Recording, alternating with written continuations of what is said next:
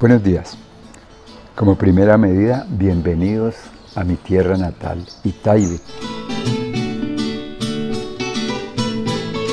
Ustedes han llegado a esta tierra bonita, al suroriente del municipio de Páez, en el departamento del Cauca, precisamente Itaibé.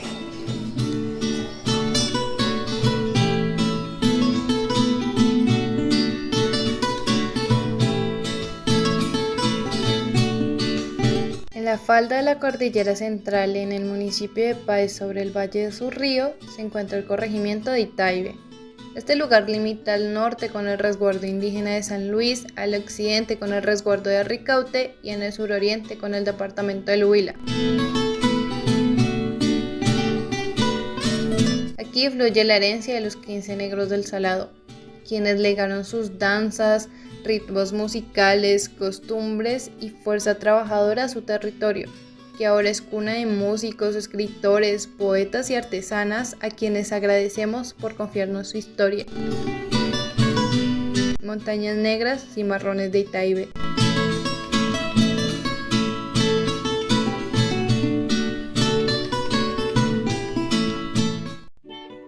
Para contarles que Itaibé fue fundado el 15 de octubre de 1907. Mi hermano mayor, Emeterio, me contaba que Itaibé no debió haber sido fundado en esa época porque anteriormente llegaron los negros a Itaibé por allá en 1848. Se dice que los primeros pobladores de Páez fueron los negros de esos territorios que les acabo de mencionar. Pero ¿por qué llegaron a Páez? Resulta que los esclavistas de Popayán necesitaban sal, porque en esa época era muy difícil. Y se dieron cuenta que, bueno, como estos terrenos son tan abruptos, se dieron cuenta de que en Páez se podría conseguir la sal. Pero para llegar a Páez hubo de traer unos negros. Estos negros sí pueden pues transitar sal, ¿sí? de allá donde la vamos a explotar hasta acá, Popayán. Entonces fue como llegaron por esos tiempos, por allá, en 1804, 1810, empezaron los esclavizantes de Popayán a traer negros con el propósito de llegar a un territorio donde consiguieran la sal, que hoy día le pusieron el nombre de la Salina.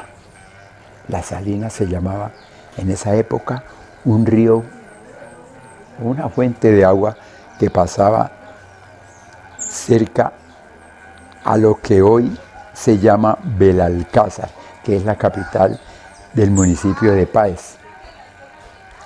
Por ese lado de Belalcázar pasaba un río de color verdoso, como es la sal cuando está madura la sal. Entonces ellos se dieron cuenta de que curso arriba del río era más salobre el agua que bajaba, y ese color amarillento, podría decir yo como putrefacto, ¿no? Porque no estaba elaborado como sal. Y entonces llegaron a los pozos, bien arriba, curso arriba del río San Antonio, y entonces encontraron una de las tantas minas y empezaron pues a limpiar la maleza, y claro, lograron muchos pozos de agua. Iniciaron los esclavos, los negros que traían de allá de Popayán, pues a la explotación de la sal, ¿sí? En esa explotación no duraron 15, ni 30, ni 60, ni 90, ni 120 días. Duraron años, como 220 años duraron en la explotación de la sal para llevarla a Popayán, fletada o flotada, ¿sí? Para Popayán, para ser pues consumida ahí y alguna parte llevarla para España, ¿no? Bueno, transcurrió todo ese lapso de tiempo, ya unos negros empezaron a quejarse de la esclavitud como los mantenían acá, en Páez, y con trabajos tan forzados, ¿no? ¿Qué hicieron estos negros? Se volvieron cimarrones. Cimarrones, es decir, abrir su mente y su cuerpo. Dijeron, nosotros no vamos a poder vivir más aquí, no queremos vivir más aquí. Nosotros nos vamos. Y fue así como mi tatarabuelo José María Lemos, que fue uno de los últimos que nacieron en Belalcázar, era nativo de los negros, herencia de los negros, pero él nació en Belalcázar. Perdón, él no nació en Belalcázar, nació en la zona del Gran Cauca, que le llamaban, ¿no? Entonces, él viéndose sometido a esos trabajos tan forzados, le dijo a su mujer Camila, nos vamos de aquí, nos vamos a buscar el río de la Magdalena. ¿Qué hizo José María Lemos? Tomó curso por la margen izquierda del río Páez, con su mujer Camila Valencia y 10 hijos. Él llegó con otros de apellido Lemos también, y algunos de apellido Valencia, con sus cargas a espaldas y algún semoviente, unos 2 caballitos. Trajeron los corotos, como dicen los paisas, en vista de que no encontraban como dónde pernoctar ellos, porque todo el curso del río Páez es abrupta, el curso del río Páez hacia el río Magdalena. Entonces, en vista de que no encontraban como un sitio agradable, pues para pernoctar, poner a descansar sus semovientes, y ellos llegaron a una planicie muy abajo de la que hoy es la capital del municipio de Páez, es decir, Belalcázar. Llegaron a un punto donde sí podían pastar sus animales y ellos podrían descansar un poco. Y sí, en efecto llegaron a estas tierras, llegaron a un punto que le llamaban el Llanito. Ahí pernoctaron y en ese llanito habían pozos de agua. Y ya empezamos nosotros a conocer, ustedes como yo, que donde hay agua, pues donde hay sal, las aguas son como azulosas, como verdosas. Y de ese color había laguitos aquí en Italia. Y entonces ellos dieron gracias a Dios y a la vida porque encontraron sal. Y entonces tomaban de ese pocito de sal, pues preparaban sus alimentos y se fueron quedando, fueron viviendo y abriéndose.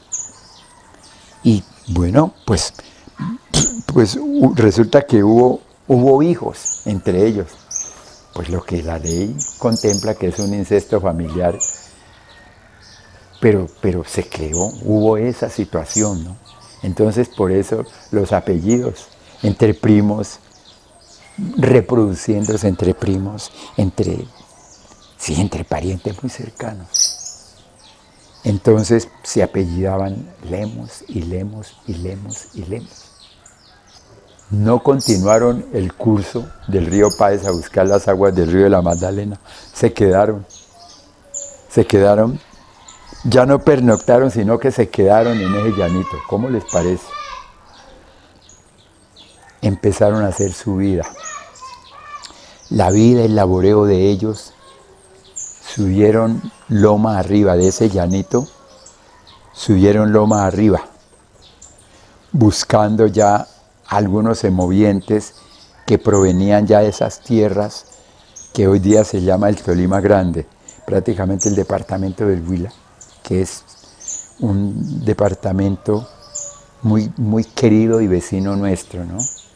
Ha sido como nuestro hermano tutelar, porque a raíz de del departamento del Huila, este territorio se ha desarrollado mucho y son nuestros queridos vecinos porque económica, política y socialmente estamos vinculados con ellos, ¿no?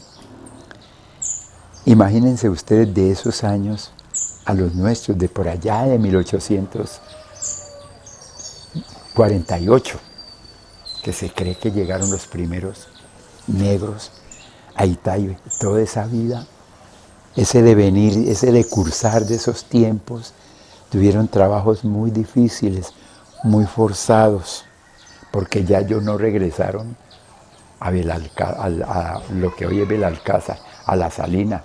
Ellos se volvieron cimarrones y nunca regresaron. Y empezaron a poblarse en estos territorios y empezaron a hacer su vida con el departamento del Huila, atravesando las aguas del fragoso río Páez para conectarse con el departamento del Huila. Ya empezaron ellos a comerciar. ¿Qué producto? La iraca y paja para hacer los sombreros, los tradicionales sombreros que hay en el departamento del Huila. Ya se empezó a cultivar la caña y ya era triturada a través de los trapiches de palo. Entonces ya empezó el comercio, ya ellos llevando panela y la paja y la iraca hacia esas ciudades o poblaciones del departamento del Huila. Y empezó Itaibé a desarrollarse como tal. Y empezó el devenir de la vida de los itaibeños. Ya empezaron a hacerse conocer en el departamento del Huila. Y la gente era bastante negra. ¿Qué cuento de ahora el cuento, ¿no? Social, ¿no? De la afrocolombianidad, ¿no? Se dice que era negro porque la pigmentación es de color negra. Pero nosotros, nuestra genética es negra. Bueno, y negra por muchas razones. Fue decursando la vida en este territorio. Fue decursando y decursando.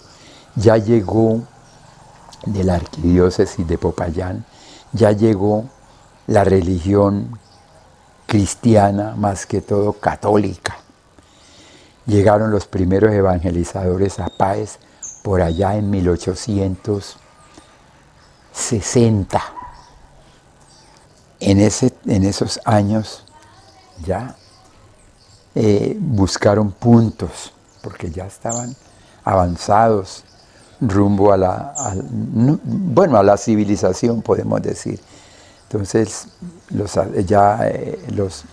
el arzobispo de Popayán envió a un prefecto apostólico, ¿sí? Luego, con el prefecto apostólico, sacerdotes. Y esos sacerdotes empezaron a evangelizar al municipio. Y entre ellos, un sacerdote de apellido Arrieta llegó a Itaibé. Y fue cuando empezó a incitar o a resolver el caso o a motivar a la comunidad de que Itaibé debería tener una fundación. ¿Por qué? Porque ya al menos había 5 casas, ¿no? Donde ellos podían venir a oficializar sus actos religiosos con los primeros negros. Por allá, en 1914, llegó como un mandato ya jurisprudencial, ¿no? La parte administrativa, ¿no? Creo que es el gobernador, el alcalde, el inspector de policía, pero con el inspector de policía, había otra figura política que era el corregidor. Entonces no llegó un inspector de policía a Itaibé en esa época, sino que llegó un corregidor como a vigilar, ¿no? Estas casitas que había y las casas que iban surgiendo, ¿no? Siempre esas casas, los dueños de las casas tenían su apellido Lemos. Como hijo de Taita Lemos, de José María Lemos, llegó Emeterio, uno de los hijos, Emeterio Lemos. un sobrino de José María Lemos, Agustín Lemos, tenía ese nombre. Entonces, así se fueron organizando, conformando la primera casa, la primera choza se ubicó en el llanito, pero ya en vista de eso, que el llano se inundaba en época de invierno, entonces por tanto, ellos dijeron no, vamos a organizar una casa donde no se inunde, donde el agua corra y no tengamos nosotros ese peligro. Y fue como ellos llegaron aquí a esta zona faldosa y construyeron la primera casa, ya como tal, una casa para habitar. Siguió ya una administración pública, ya el corregidor. Por allá en 1930 llegó el primer inspector de policía,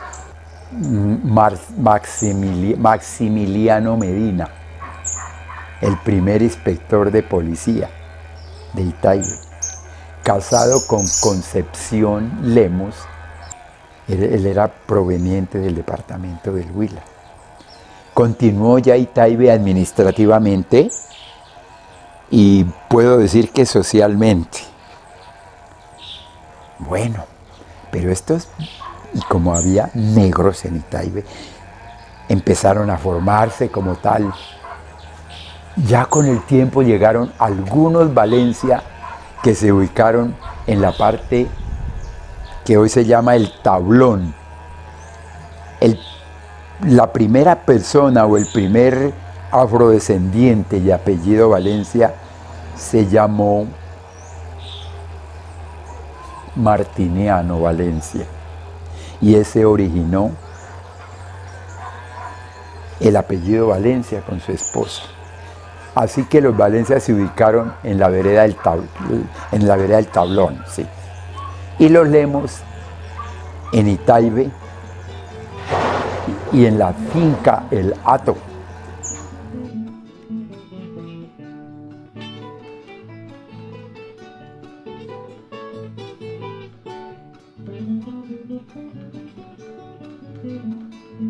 Aquí del Hato sí, pues cuando estaba yo joven, que subí acá pues a visitar, me acuerdo tanto que esto aquí no había sino dos casitas. Ajá. Era la de esta Patrocinia y don Aquileo. Aquileo sí, yo les quiero decir allá, donde hicieron la escuela, las dos casitas. Que entonces, esto pues ya los que entregaron estos, que eran los abuelos los abuelos de Tarcisio, de los Lemos, que eran un señor Juan de Dios Lemos. Que ya cuando él murió, que ya les quedó pues a los herederos, entonces ellos vendieron, dejaron este pedacito para que hicieran el pueblito. Y los demás pues ya partieron, entre los demás pues los hermanos, hicieron todo. Ya pues después que organizaron el pueblito, pues entonces ya entró gente que ya venían de gente de otras partes, de los vecinos, los que están por ahí, que a hacer el ranchito. Entonces, pues ya eso ya comenzó, ya que el restauró la Junta. La gente que se fue llegando a hacer casitas y hasta que se juntó pero el que quedó recomendado de este pedacito, de este lotecito que dejaron los Lemos, fue don Eliezer Medina. Y a cargo de don Eliezer, porque ya él lo que hizo la escuela y ya comenzó pues a gente a llegar, los que vivían por allá partes lejanas, para allá, a hacer las casitas. Y las primeras, pues eso era con don Eliezer, ya lo último, ya cuando don Eliezer ya no podía, entonces ya organizamos fue la junta. Como el negro genéticamente es alegre, empezaban a hacer sus buenas fiestas a través de la chicha y el aguardiente que los mismos negros fabricaron aquí a través del anís. Ellos empezaron a hacer sus zacatines de aguardiente, el cual llevaban al departamento del Huila. Estos negros picarones le hacían competencia a la licorera del Huila y a la licorera del Tolima, basados en sus nutrientes, en sus nutrientes tomables a la comunidad del departamento del Huila. Tal que empezaron la parranda estos negros acá. Iban creciendo ellos, se iban formando ya hombres y mujeres. Resulta que se volvieron arrieros. Qué simpático, pero ¿por qué? ¿Pero por qué se volvieron arrieros estos negros? Resulta y pasa de que en el departamento del Huila había muchos enfermos del mal de Hansen, el mal de la lepra, en municipios vecinos a Itaibe, del departamento del Huila, como La Plata, El Pital y El Agrado, y algunos municipios e inspecciones del departamento del Huila. Había muchas personas con ese mal. Los primeros huilenses que llegaron a este territorio vinieron con ese propósito, con el propósito de pedirles el favor de que los llevaran a un punto donde se unen los leprosos, que es San Juan de Dios, Cundinamarca. Duraron tiempos en ese oficio. Se cruzaban todo el Valle de los Asoleados, que le llamaban ellos, que comprende desde el municipio de Obo, en el departamento del Huila, hasta Girardot. Pero ¿por qué surgieron las fiestas del San Juan en Itaibe? Debido a que ellos pues, eran unos arrieros picarones, parrandones, molestones, mujeriegos, parranderos. Observaron que en el departamento del Tolima y el Huila, o sea el Tolima Grande, celebraban unas fiestas en tiempos de verano, o sea en junio y julio, lo que en el Tolima Grande se denomina la fiesta de San Juan Bautista y San Pedro, el sucesor del Papa en la tierra. Hacían una fiesta con un sincretismo pagano religioso, ¿no? Estos negros, en vista de que los tolimenses, muy alegres, empezaron a interrelacionarse, los tolimenses que son tan amantes a la música, ¿no? Por eso se dice que en el Tolima Grande es muy musical. Se mueven los instrumentos de cuerdas. Mientras que los negros, la herencia negra, son los instrumentos de percusión y los vientos, y algunos instrumentos de choque. ¿Por qué se volvieron estos negros músicos con instrumentos de cuerda? Claro, pues por la relación que había con la gente del Tolima Grande. Debido a eso, estos negros trajeron esa cultura del San Juan a Itaibe. ¿En qué consistía la fiesta del San Juan? En la preparación de los platos típicos de esa región, la usanza en la indumentaria, ¿no? Bueno, entonces, y acompañados con licores del Tolima Grande, la mistela, ya el aguardiente, a raíz de haberse vuelto músicos de instrumentos cuerda, estos negros la mezclaron con los de vientos y se formó esa fiesta aquí en Itaibé. La fiesta de ellos la trajeron los primeros negros por allá en 1916. Empezaron las fiestas del San Juan. Entonces ya las negras y los negros de aquella época ya crecieron, tuvieron sus generaciones, empezaron las fiestas en Itaibé. Pero esas fiestas de San Juan no duraban 2 días, duraban 8 y hasta 15 días la gente parrandeando en Itaibé. Entonces ya se formaron las fiestas reales en Itaibé. ¿Qué pasó con esa parranda? Traspasó los linderos de Itaibé y es tan popular en estos tiempos que bueno, que ya está. El corregimiento de Itaibé ya empezó a celebrar su San Juan ya con las reinas. Organizaron los primeros reinados. Esos primeros reinados iniciaron en 1970. En 1970. Pero antes la iglesia también realizaba reinados, pero con el fin de recolectar fondos para la iglesia. Entre las primeras reinas fue una negra muy simpática, María Valencia.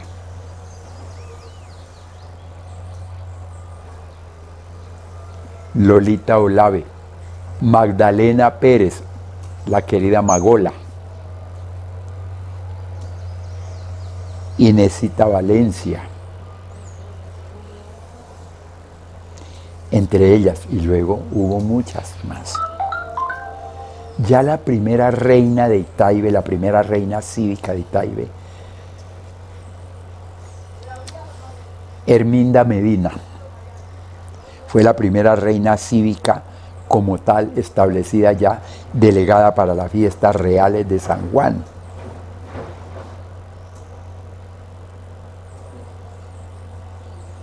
Pero como en el departamento del Huila también existe el San Pedro, Herminda fue nuestra reina cívica, ya con su pasaporte para ir a representar a Itaibé, a Belalcázar, la capital del municipio de Páez. Arreglamos bellamente a Herminda y decorosamente bella y arreglada su carroza, y una colonia que se fue más de medio Itaibé a acompañar a nuestra reina en 1974, que era uno de los primeros concursos del baile del sanjuanero en Belalcázar. Fue tal como el 29 de junio de 1974 fue elegida Herminda, nuestra primera reina. Que Itaibé vibró con ese primer reinado. Duramos parrandeando 8 días con Herminda coronada. Ya fue nuestra primera reina cívica y representante al torneo del bambuco en la capital del municipio de Páez. Al siguiente año fue nuestra querida Mayo, Mariela Valencia Daza. A ella la sucedieron muchas niñas también. La han sucedido muchas niñas, que es muy numeroso comentarles a... Bueno, y Itaibé empezó a florecer también, ¿no? Empezó a florecer, ya se tornó a ser una inspección ya como tal. Entonces, como ven ustedes, ya Itaibé empezó a florecer, ya empezó a tornarse como un corregimiento, ya con su inspector, ya con su inspección de policía, ya con una iglesia, que la primera iglesia pues fue creada con la fundación de Itaibé, el 15 de octubre de 1907, por el padre Gustavo Rojas Arrieta, era el fundador de Itaibé. Entonces, ya la escuela, la primera profesora se llamó Cayetana Lemos, con un sueldo de 3 centavos, bastante plata, era en esa época. La primera profesora, imagínense ustedes. Después de Cayetana Lemos, han pasado por Itaibé muchas decenas de profesoras hasta la actualidad. Luego ya dijeron no, hay que hacer florecer a Itaibé. Fundemos un colegio en homenaje a un párroco que hizo mucho por Itaibé, Félix María Ortiz. Por eso el nombre del colegio es debido a ese sacerdote. Y él posibilitó a que muchas familias de escasos recursos llevaran sus hijos, matricularan a sus chicos y chicas en el colegio que hoy día es un patrimonio para Itaibé, nuestro colegio, que tiene modalidad agrícola. Y en ese colegio hay arte, mucho arte, porque Itaibé tiene una característica. Es muy artístico Itaibé, enfatizado en la música y en el baile, porque tiene un bailar muy preciso. La gente lo hace también sin haber ido a una academia, por ese gen de negro, porque el negro tenemos muchas facultades, muchas posibilidades, ¿no? Un desenvolvimiento corporal. La kinestesia se practica mucho aquí en Itaibé, o sea, el movimiento a través de planimetrías, que se hacen coreografías para hacer bailes, para hacer danzas típicas de Colombia, típicas. Puede ser de extranjeras o nacionales, o de aquí del municipio, o del corregimiento. Entonces la gente tiene esa característica. La gente es muy poética. Hubo mucho repentista aquí en Itaibé, entre ellos Manuel Díaz. El hombre tomaba aguardiente 15 días después de terminar las fiestas del San Juan y el San Pedro, montado en un caballo con un tiple en la mano, tocando el tiple y componiendo coplas y una morralada de aguardiente, brindándole aguardiente a la gente en las casas y componiéndole un verso a la gente en las casas. Fue un hombre repentista, ¿sí? A él lo secundaron muchos, como Andrés Lemos, que fue el primer clarinetista de Itaibé, como mi abuelo Miguel, mi abuelo paterno Miguel Lemos, guitarrista y tiplista. Pero habían repentistas como otro señor llamado José María Lemos, pero también estaba su mujer, Manuelita Lemos. Repentistas, muchos aquí en Itaibé, muchísimos. Ellos fueron dando ese legado a otras generaciones. Entonces, por tanto, aquí en Itaibé hay poetas, hay recitógrafos, hay pintores, hay músicos y hay coreógrafos, bailarines, pero también dentro de esas habilidades hay intelectualidad, hay mucho profesional en Itaibé, quien lo creyera, pero pasan de 70, quizás 100 profesionales. Pero ¿qué pasó o qué ha pasado? De que como esta tierra no ha surgido como un mejor florecimiento, o sea, con formación de empresas. Entonces, quien va terminando su escuela primaria o el bachillerato se va.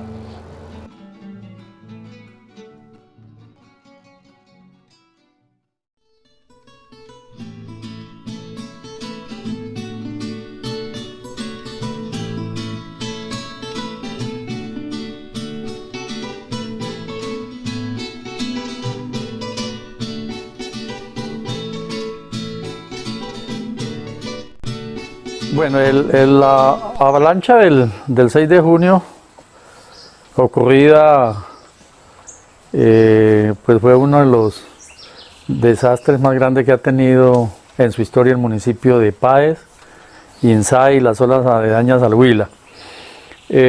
Ocurrida por ciertos factores que piensa uno son de naturaleza. El caso de los científicos hablan de la falla de Moras, porque no fue una cuestión del nevado, sino una falla geológica. Entonces eso ocurrió el 6 de junio. ¿Qué afectó? Afectó la población en general de Páez, población del municipio de Inzá, población del municipio de La Plata, Paicol y Tesalia. Esa fue la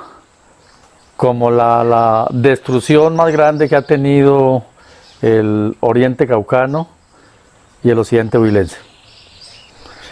La afectación en el norte del municipio fue la afectación más grande, donde muchos resguardos, llamemos a el resguardo de Belalcázar, el resguardo de Togoima, el resguardo de Huila, el resguardo de Tálaga, el resguardo de Bitoncó, Mozoco, Lame, Suín, fueron los más afectados.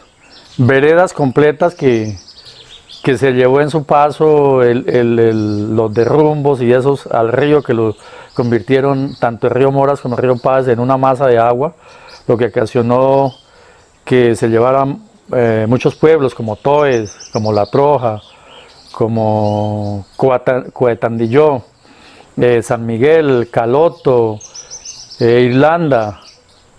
Todos esos pueblos desaparecieron. Entonces, de ahí que el gobierno, a través de la ley que creó la Corporación Autónoma para la Reconstrucción del municipio de Páez y zonas aledañas, Nazaquihue, entonces lo que hizo fue buscar territorios tanto en el Huila, en otros municipios del Cauca y aquí mismo en la región de Páez, para ubicar a toda esa gente que había sido desplazada por la avalancha. Bueno, Itaibe, igual que el resto del municipio y los municipios afectados, pues no conocían una tragedia de estas. Un puente que tenía unos 40, 50 años de construcción, pues fue el desastre más grande para la población, porque quedamos sin una vía de acceso al vecino municipio de La Plata. Había un camino alterno por el municipio de Nátaga, por el puente que conduce la vereda de San Félix y el municipio de Nátaga, pero era un puente maderable que no aguantaba ningún ritmo vehicular. Entonces, esa fue la afectación más grande para la región de Itaibe, fue el puente. La vía de conexión al Huila, que era el puente carreteable que estaba ahí en el sitio donde tenemos hoy el nuevo puente. La avalancha que causó pues esta desgracia expulsó una cantidad de indígenas, y esos indígenas buscaban un territorio. Para el Cauca, o para aquí, para el municipio de Páez, fueron pues diagnosticados en su población y enviaron representantes para que la comunidad de Itaibe aceptara unos asentamientos de La Troja, asentamientos de El Cuartel, asentamientos de El Cabullo, y poblaciones pues un poco distribuidas en otras regiones de resguardos, que buscaran territorio aquí en la región de Itaibe.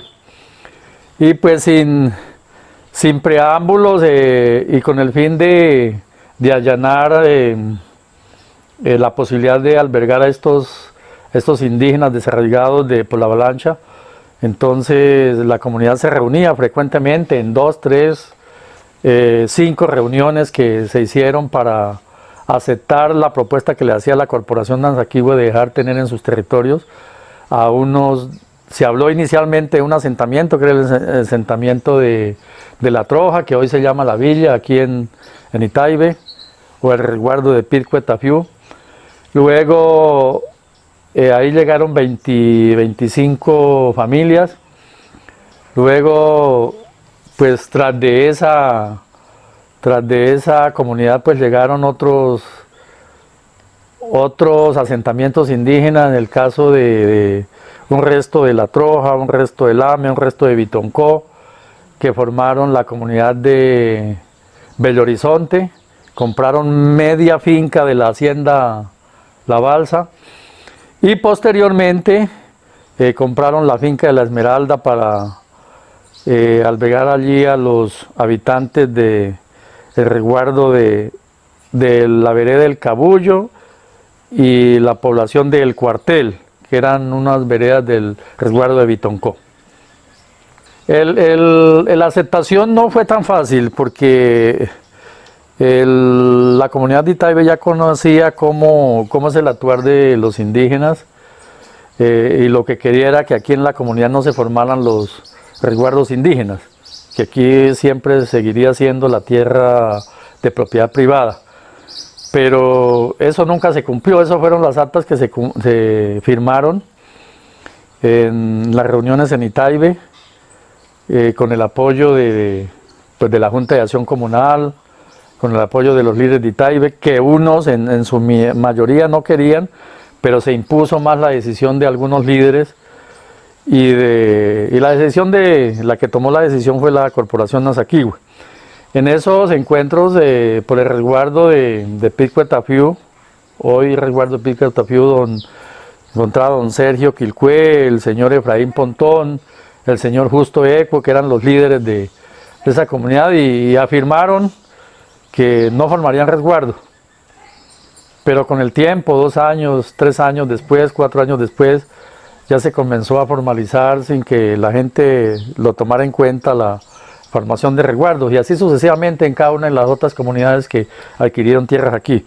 El proceso ha sido difícil de cierta manera porque en el ámbito comunitario, en el ámbito político no hay problema, pero en el ámbito de la tenencia de la tierra sí, porque Itaibe es una región de comunidad negra, que a través del tiempo con su influencia grande del Huila, pues ha tenido un mestizaje también muy grande y conserva sus tierras en propiedad privada. Entonces, siempre se ha querido que todo sea en propiedad privada, que cada uno tenga su escritura pública. Pero ahora con la llegada de los indígenas ya se comienzan a formalizar los resguardos, y aquí ya contamos con 3 resguardos, que esa es siempre la pregunta, siempre es la piedra en el zapato para toda clase de compra de tierras. Entonces, yo creo que en los otros ámbitos que le comento, en lo comunal, en lo político, en lo social, no tiene inconveniente, pero ya en el ámbito de la tenencia de la tierra en sí, es un inconveniente para Itaibe y cada día se van viendo sus frutos. Bueno, uno de los casos más grandes de expansión de la comunidad indígena aquí en Itaibe y el incumplimiento a todas las promesas de no crear el resguardo, es la fuerte, ¿cómo se llama? El natalicio grande que tienen, es decir, la abundancia de la familia en las comunidades indígenas. Yo les contaba que llegan 25 familias y en el momento solamente llegan a la villa, y hoy solamente en la villa tenemos algo más de 70, 80 familias que ingresaron en el año 1995, unos meses después de la avalancha que fue en el año 94. Entonces, eso hace que como son pocas hectáreas los que ellos tienen, algo así, unas 180, 160 hectáreas que les corresponde, y buena parte de eso es tierra para proteger, son lomas, son nacimientos de agua. Entonces las comunidades van aumentando su población y requieren tierras, y eso ha hecho que busquen siempre zonas de aquí del municipio, zonas que estén contiguas a la comunidad de ellos para expandirse. Y eso no ha tenido como no ha tenido conciliaciones, no ha tenido reuniones de verdadero compromiso entre el Estado, entre la comunidad indígena y entre la comunidad mestiza y negra de aquí de Itaibe, porque siempre se ha hecho por la necesidad que tienen los indígenas, más no por esa defensa que hace el territorio o la gente del territorio de Itaibe, de conservar unas tierras que también se puedan comprar para la comunidad de aquí de Itaibe.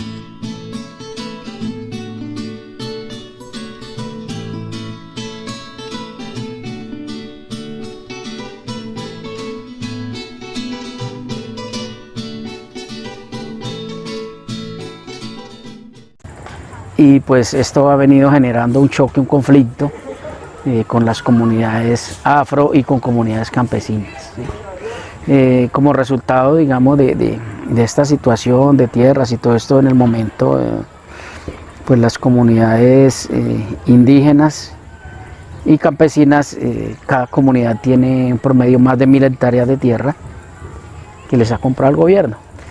Y las comunidades afro tienen solamente 150 hectáreas, que eran las comunidades, digamos, ancestrales que ya estaban ubicadas en esta zona. Entonces, después de ser los dueños de la tierra, han pasado a poseer un porcentaje muy bajo. Y esto pues ha venido generando unos conflictos en las últimas épocas. Lo otro que es importante anotar es que por qué en un municipio que tiene tanto indígena o se identifica la mayoría de la población con la comunidad indígena, tiene una población tan mínima de negros, pero que viene de muchos años atrás. Entonces, la cacica Guyumús, que era la gobernadora o la cacica del resguardo más antiguo que tiene Páez, que es Togoima, pues viendo el trabajo, viendo la berraquera de los negros para explotar la sal, en compañía de sus restos de amigos del resguardo, pues donó a la comunidad negra, le donó un territorio que hoy denominamos como la escritura 55, que es una escritura que va desde la ribera del río Páez en Belalcázar, entre las quebradas de Chanyó y la quebrada del Salao, y cubre esa vasta zona por el cerro del Boquerón, sale a Paloma, Río Chiquito, cruza la parte de Narváez y va a dar al Tolima. Es una escritura supremamente grande que la comunidad negra en su necesidad ha hecho defender y que hoy en día pues tiene en proceso de legalización, de formalización ya de escrituras, de hijuelas de escrituras que constituyen la propiedad privada de la comunidad negra en el municipio de Páez. Entonces es una de las pues obras más grandes que le ha contribuido el sector indígena a la comunidad negra.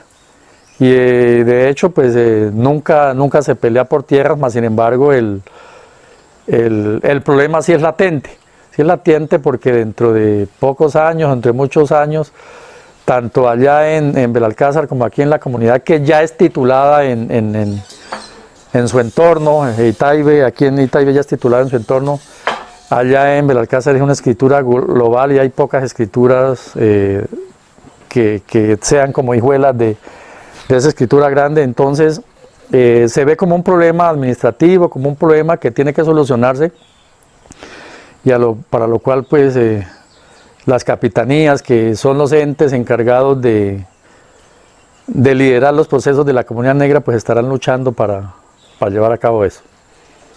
Bueno, es que hace unos 50, 60 años no se peleaba no se discutían ciertas cosas o de esta manera por situaciones de terrenos no se luchaba mucho. Pero con esos espacios que han ganado comunidades indígenas y comunidades negras, para que el Estado central le ponga cuidado a estos grupos minoritarios, pues la comunidad indígena se ha hecho sentir, por eso ha ganado muchos procesos, ha puesto muertos, pero ha conseguido tierra y ha conseguido muchas cosas. Y la comunidad negra un poco más lento, pero no es la excepción, ha luchado también. En materia política pues tiene sus representantes y eso ha hecho que también logre ubicar algunos elementos propios de Estado para contribución a estas minorías étnicas, y así es como está comenzando a defender sus derechos, a adquirir sus bienes que les corresponden desde tiempos muy antiguos. Entonces yo pienso que ahí está en el proceso político de las comunidades, tanto negras como indígenas, que han llevado, y eso ha hecho que se consigan estas cosas, y ojalá sin pelear, que se hagan administrativamente, que se entienda tanto de un lado como del otro, que se debe hacer las cosas en completa armonía, y pues en llegando a acuerdos entre las comunidades. Al fin y al cabo, pues tanto los negros necesitamos como los indígenas mucho más. Entonces, de esa manera es que pienso que la comunidad afro ha alcanzado pues algunos escaños, algunos proyectos, algunos logros que deben de ir fructificando la vida administrativa de la comunidad negra, y que surjan muchos líderes, porque en el momento pues parece que a veces nos agotamos, a veces nos quedamos, a veces no hay esa resiliencia, a veces no hay como esa eficacia, siempre en materia política nos dividen, en materia comunal también, en materia de los negocios de las tierras también nos dividen, porque nos ponen a pelear, y al fin y al cabo eso es lo que quiere el Estado, mantenernos divididos para podernos gobernar. Bueno, las capitanías es una organización que viene pues desde la época de la esclavitud, desde África. Entonces estas organizaciones de las capitanías las hicieron donde ellos se ubicaban como un sistema de pervivencia, ¿no?, para su misma defensa. Entonces tenemos algunos otros sitios, por ejemplo San Basilio de Palenque, donde pues se declaró como primer pueblo, territorio negro libre. Y en todos estos sitios tenían estas organizaciones, ¿sí? Acá en Páez se organizó más o menos en el año 1800, 1802.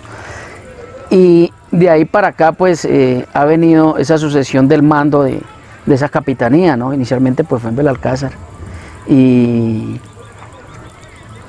en consecuencia a eso, digamos, en gratitud de la cacica Angelina Guyumús por el trabajo, digamos, que habían hecho los negros en las minas de sal y toda esa situación, después de 1851, digamos que fue la abolición, digamos, de la esclavitud por José Hilario López, un presidente de la línea liberal. Entonces pues vino la organización, digamos, de estas comunidades, ¿sí?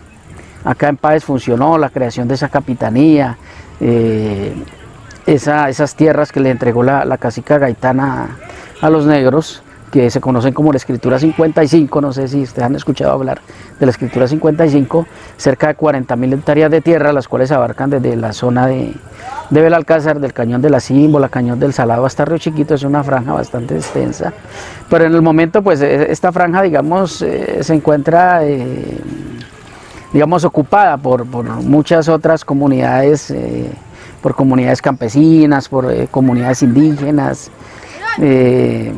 Es un proceso bastante difícil, se está en un proceso de clarificación, digamos, con la Agencia Nacional de Tierras de esta zona, pero pues es un tema bastante complicado y muy complejo por la misma mezcla, por la misma situación que se ha presentado entre grupos étnicos. Entonces pues es algo, diría yo, muy complejo, ¿sí?, para llegar al manejo de una parte organizativa en el tema de tierras. La capitanía pues ha venido luchando con este tema, con esta situación, inicialmente en la zona de Belalcázar.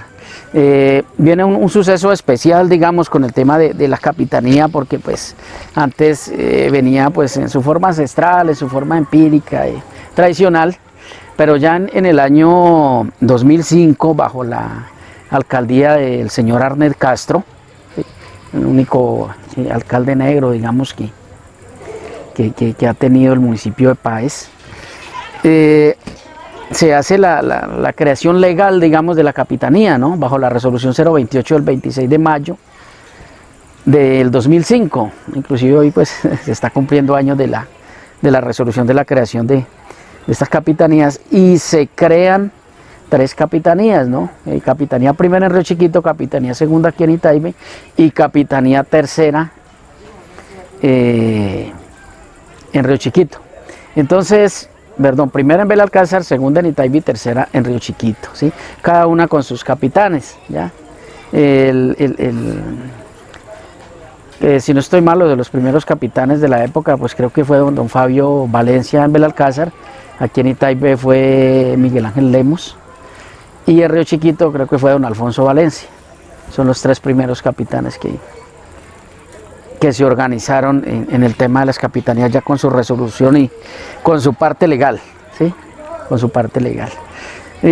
Aquí en Itaibé, pues de ahí para acá, recuerdo algunos otros capitanes, como el profesor Miller Valencia, como don Omar Valencia, el profesor José Arsenio Lemos, ¿sí? Y ya el profesor José Arsenio Lemos, pues le recibí yo la capitanía a finales del año 2017, ¿sí? ¿Qué hace la capitanía? A ver, la capitanía pues es una estructura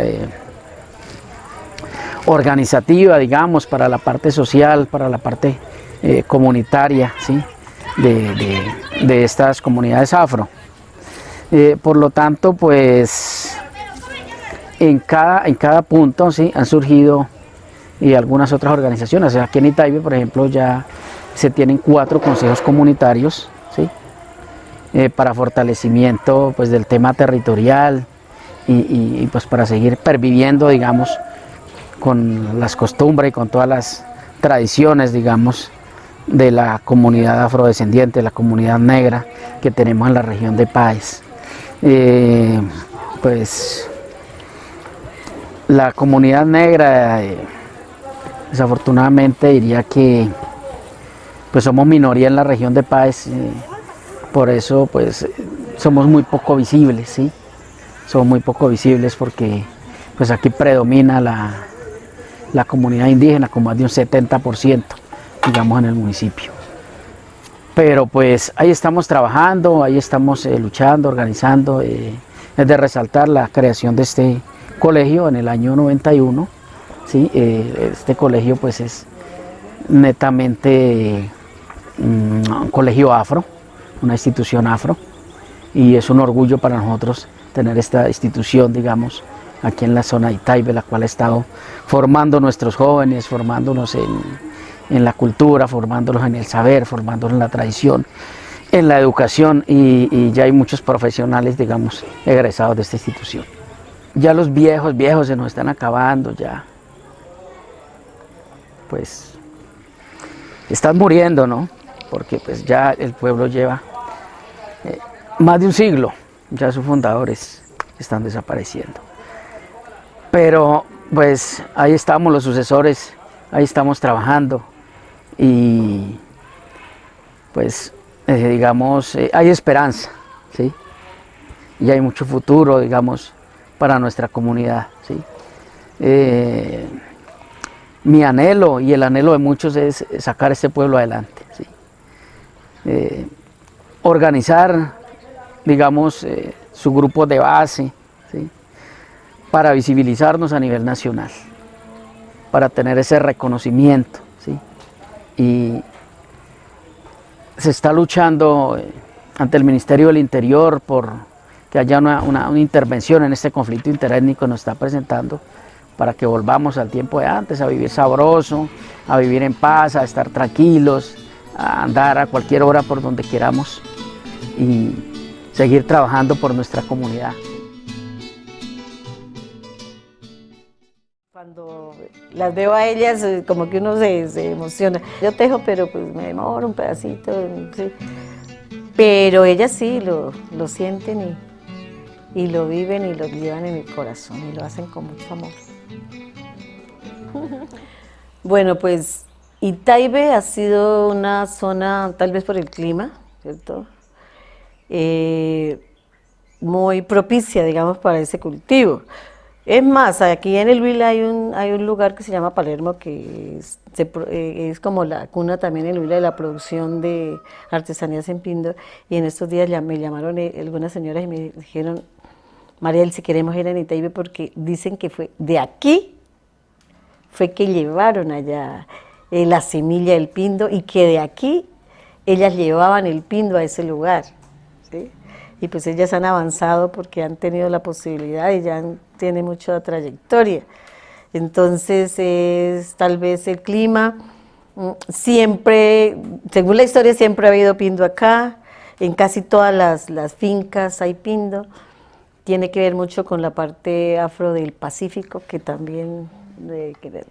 y con pues la historia que dice que nosotros tenemos la procedencia de los 15 negros que llegaron de esa zona, debe ser que ellos trajeron en su diáspora y trajeron ese producto acá, porque desde época muy antigua hay producción de pindo. Las señoras cuentan que venían, repito, de otros lugares a llevar aquí el pindo. Y eran las señoras las que se iban a raspar. O sea, era como era una que hacía parte de la economía, tanto el pindo como la trenza, como el producto. Entonces, bueno, el pindo, luego se raspa, la raspada es muy artesanal, ellas colocan una guadua, lástima que pues doña Ilia no está, que ya tiene, algunas señoras que tienen en su casa, pues y colocan como un parche de zapato, esa parte plástica, y cogen un cuchillo y empiezan a raspar.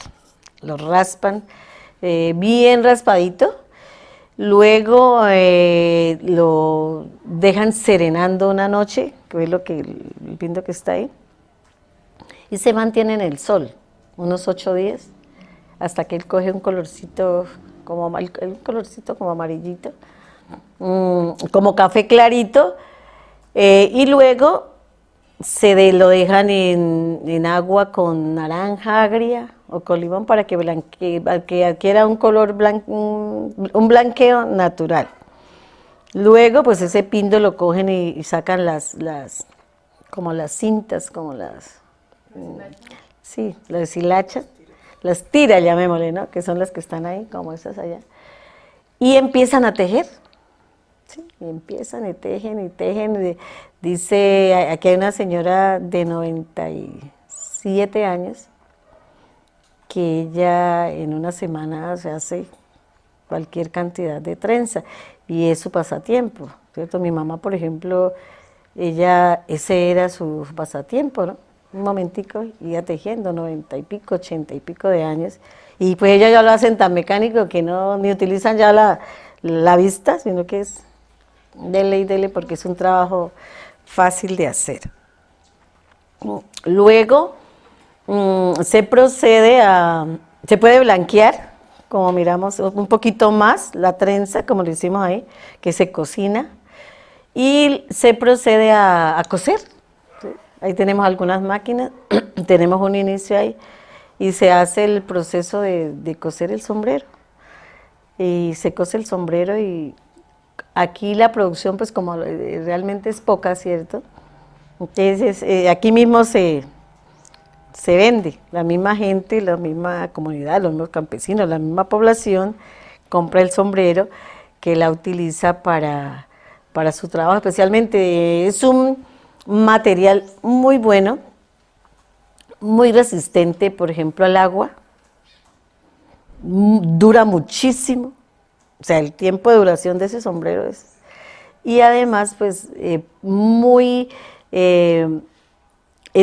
para la protección de los rayos solares, pues es también excelente porque es un material muy fresco, entonces protege del sol porque es fresco, y también para el agua, la resistencia del agua es muy buena, entonces es un excelente producto, el resultado, pues, de esa trenza. En estos momentos, que sí no ha sido aquí, que se está como importando, como lo llamamos, también de otros lugares, que es la producción de otros artículos, en esa misma trenza, como ustedes lo miraron ahí. Entonces, ¿qué se hace con la trenza? Se pinta de diferentes colores, verde, morado, azul. Ese es un proceso también de ahí de la anilina normalita que conocemos en el mercado. Entonces se utiliza ese colorante para darle, pues, valga la redundancia, para el colorido de un bolso, que es lo que se está haciendo ahora, de una cartuchera y bolso sobre todo, que es lo que se está implementando acá. Antes que la organización se organiza en el grupo, en la institución educativa agropecuaria Félix María Ortiz, yo soy docente de allá, un grupo de estudiantes, quienes trabajamos en un proyecto, ONDAS, proyecto de investigación, y surge la preocupación porque las artesanas de acá de Itaibé, pues estaban conformadas por ya personas muy adultas, ¿sí? Y se estaba acabando, estaba desapareciendo un arte tan importante como era la producción de elementos o sombreros, especialmente en pindo, en el material de pindo. Entonces comenzamos a recoger, a hablar con cada una de ellas, y empezaron a enseñarnos a las nuevas generaciones de ese tiempo y a otras mujeres ese arte de la trenza en el pindo. Se hizo la investigación, pero nos dimos cuenta que no la podíamos dejar ahí, ¿cierto? Entonces, ellas mismas, las mismas jóvenes, propusieron que siguiéramos trabajando con las mujeres, porque es un trabajo específicamente de mujeres, y cuentan que era como la posibilidad que tenían ellas de generar un recurso económico para su familia. Iban a traer el pindo al campo, se reunían en grupo a rasparlo artesanalmente, porque colocan un palito ahí, empiezan a raspar, a secarlo, y luego empezaban a tejer. Y en ese proceso de tejer, les daba la posibilidad de charlar, de hablar, de comentar, de contar muchas historias, ¿no? Entonces era también como una posibilidad de reencontrarse en las mujeres. Entonces era un espacio que, además de la artesanía, era un espacio que tenían ellas para poderse encontrar en grupo. ¿Que por qué mujeres? Sería que yo pienso, ¿no?, que tendría que ver algo como de machismo, porque ellas, la parte de artística, la parte de tejer, en ese momento no recurrían a hombres.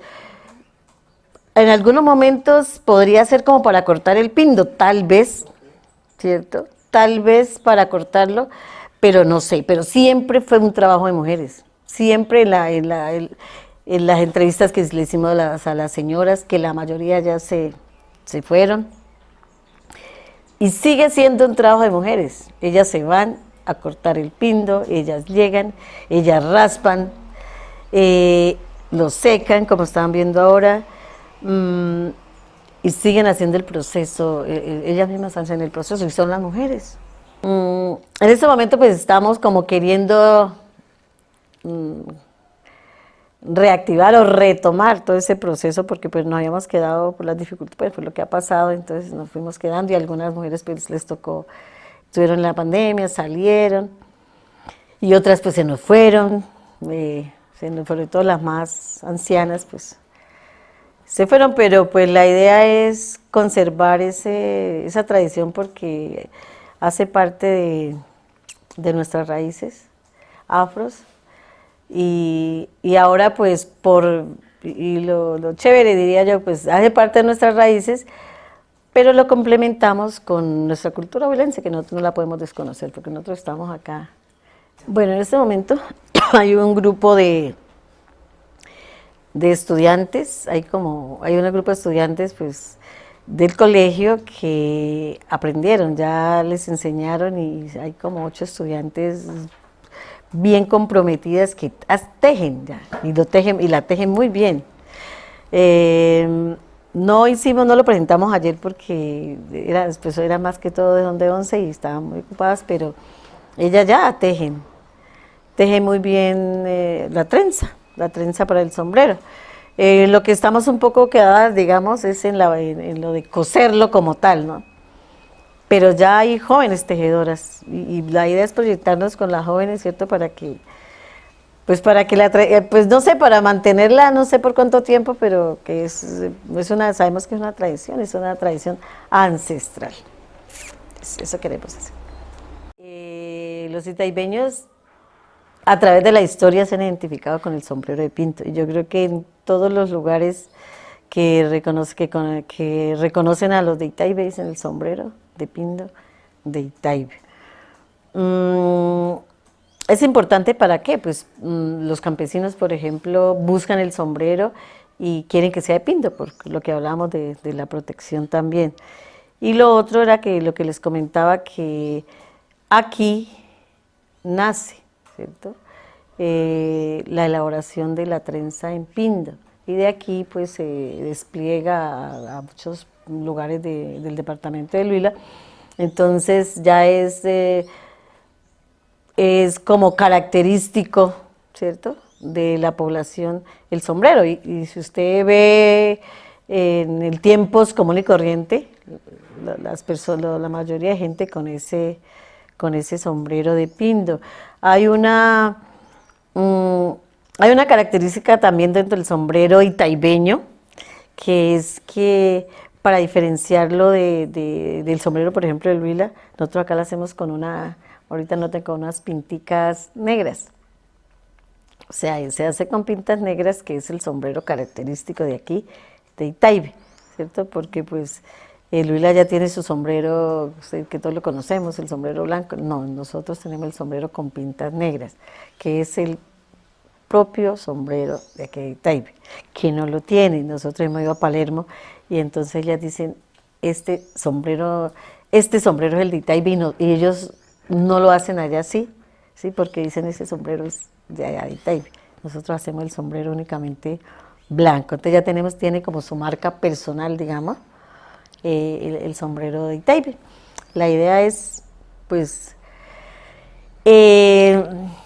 mantenernos, ¿no? No sé hasta cuándo, no sabemos, pero sí querer sostener esa artesanía, porque aquí llega mucha gente, ¿sí? Nos hemos quedado un poquito y dicen, bueno, nosotros queremos llevar un recuerdo aquí a Itaibé, ¿sí? Y sabemos que es ese, pero estamos como un poquito quedados en esa parte pues de producir más para mostrar lo que nosotros estamos haciendo.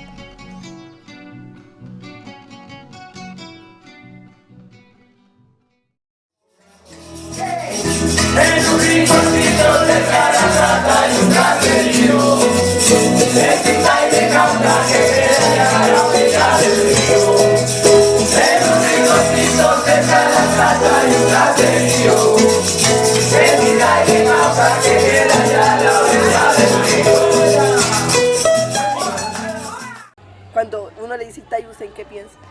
Para mí Itaibé, mi pueblo, es el mejor vividero del mundo, donde su gente es amable, trabajadora, entusiasta. Aquí el que viene se amaña. Es un pueblo alegre, es un pueblo sabroso, es un pueblo tradicional de muchos recuerdos, ¿sí? Es un pueblo de negros, de gente buena, ¿sí? Es un territorio que transmite mucha cultura, mucha tradición, con su folclore, con su alegría. Sería laboriosidad, podría ser alegría también, porque es lo que manifiestan esas mujeres cuando se encuentran acá. Para mí Itaibé es un, como dice la canción, ¿no? Es un rinconcito espectacular, diría yo. Soy nacida, criada y orgullosamente itaibuna, y para mí esta tierra es el paraíso. La cultura, pues aquí de todas maneras aquí somos varias etnias, ¿no? Porque no solo somos afros, también hay indígenas, de otra clase de etnias, sí, eso es lo que iba a decir. Es la cuna de la alegría y de la salsa. Es una tierra muy calurosa y acogedora, porque creo que ustedes lo han percibido. Pues quienes no conocen Itaipei, el mejor vividero del mundo, se están perdiendo de el mejor lugar del mundo, de un lugar muy hermoso que está ubicado en el municipio de Páez, departamento del Cauca.